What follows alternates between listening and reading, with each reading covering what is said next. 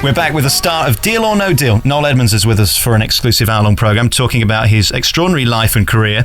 We don't know much about you because you're quite private. I presume this isn't your best thing, is it, talking to the likes of me?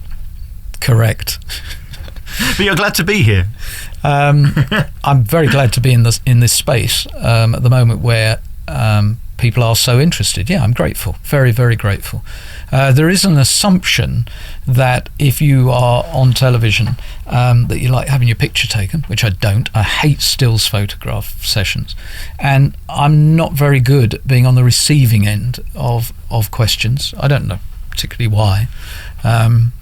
There is a point at which the portcullis comes down or the drawbridge comes up. I've tried to keep my personal life separate, not because I'm ashamed of it, but simply because I think there is sanity there in a fairly insane world.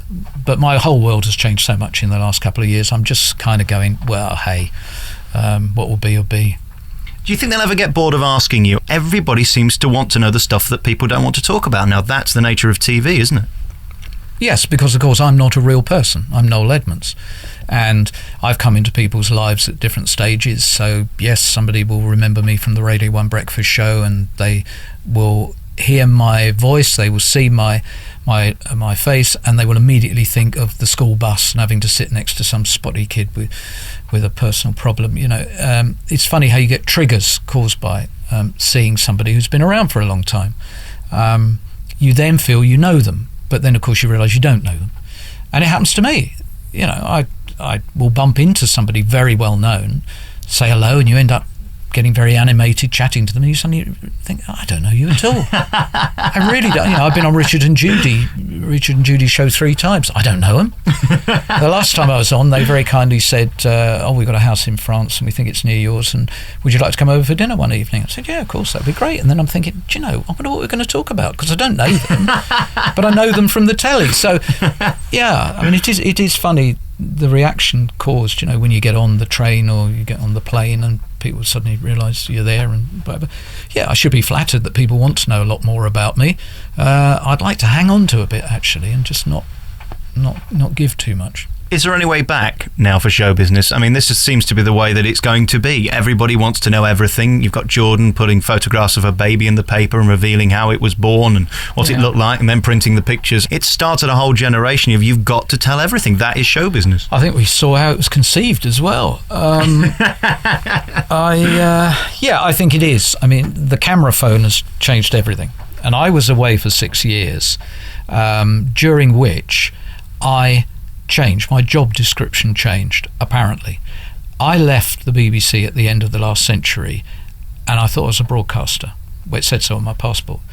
I came back as a celebrity, which is unsettling because there's no safety.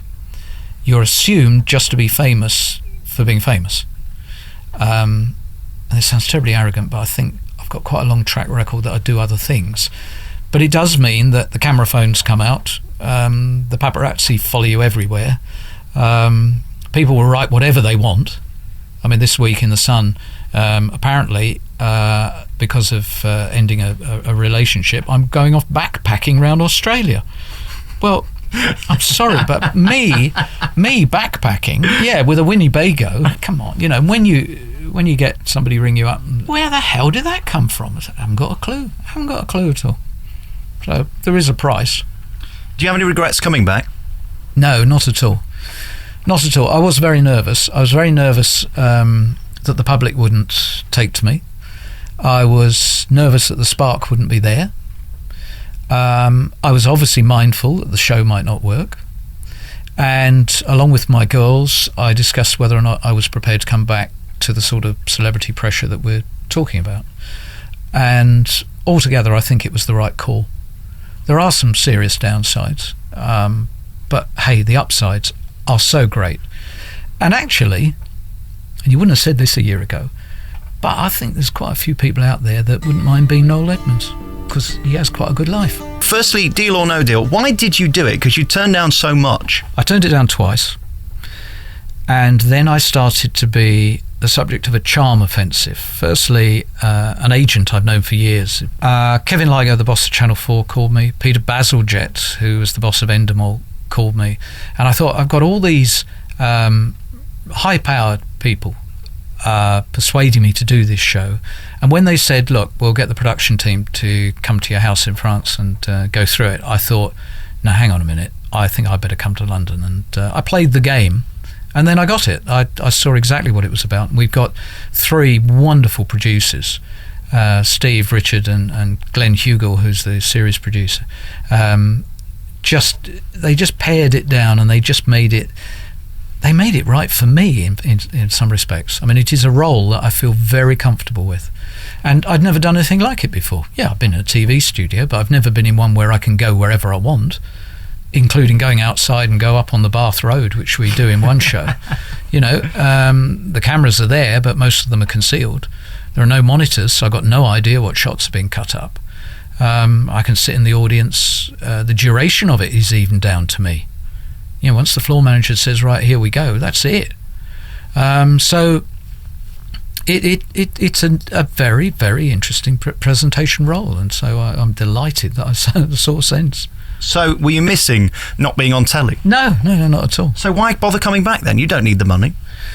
Because it was a challenge, and I placed this cosmic order for a personal challenge, and I didn't know what it would be. I'd walked in 2003 Hadrian's Wall, which doesn't sound like a big deal because it's a tourist attraction, but 85 miles in 5 days when you've never walked before, serious walking. It was a personal challenge. It was my marathon, if you like.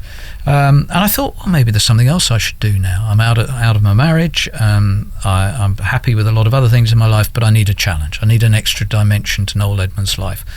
And out of the blue came this show. And I saw it and still see it as the personal challenge that I needed. Now, how long I'll need it for, I don't know. But I'm just so grateful that it came along. How do you go from being the darling of Saturday night TV to nothing like that? In 1 week, you were the star of Saturday night BBC TV and then nothing. I mean, didn't that play with your head? Didn't you miss it? Didn't you go insane? No, I didn't go insane. No, I didn't miss it. I'd always said, and this is a matter of record, I'd always said that I wanted to be off the telly by the time I was 50. And it came just about the right timing. How I left the BBC wasn't to my liking. It was very messy. I had a fallout. For the first time ever, I had a fallout with a senior BBC executive. I couldn't get on with the controller of BBC One. I wasn't the only one, and he wasn't there for very long. But the damage was done. But I had my businesses. I was farming in Devon. Just had a new baby born. I was very contented. And Christ, I'd had such a good run. I was 17 odd years on Saturday night TV, and I've admitted it, I was drained. I'd run out of energy. So no, it wasn't a problem. I got offered a lot of other things. Over the last 5 or 6 years, I think I've been offered everything. Absolutely everything. I could have gone into the jungle. I could have done it all. I didn't miss it. I didn't miss the extra fame factor. I was very happy with my life in Devon. So I'm never going to see you on the toilet in Big Brother then? Correct. This book is called Positively Happy, and it's a book about changing your life and turning it around, really, and hoping for stuff, from what I understand. It's basically giving yourself aims that you can achieve, not giving yourself aims that you can't achieve, because they're pointless. Yeah, it's not about hoping. It's about putting yourself in the best possible position to have the most positive life. Now, you can't be happy all the time. And we've touched on it. I'm very privileged. I'm quite happy to admit that. I'm the son of 2 teachers from Ilford. They didn't give me money. They gave me love, security and opportunity. The money I have, I've made for myself. I haven't stolen it from anybody. The life that I've created now feels very much like my own life. And I think there are millions of people that actually don't feel in control of their life. And it is too easy for us to be negative rather than positive.